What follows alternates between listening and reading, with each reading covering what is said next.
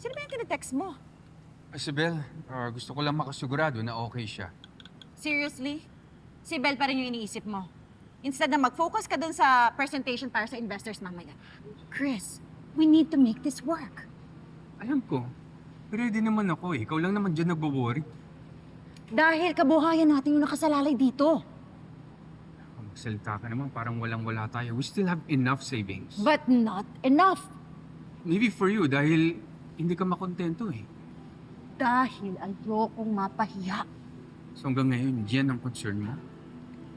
Kesa naman sa'yo. Puro na lang yung ampon mo yung iniintindi mo.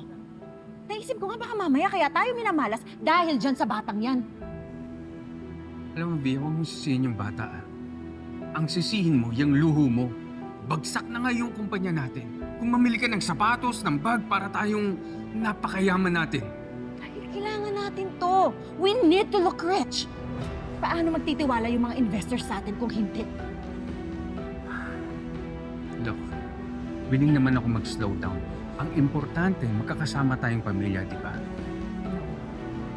Hindi ako papayag sa simpleng buhay lang. Kaya we need to make this work.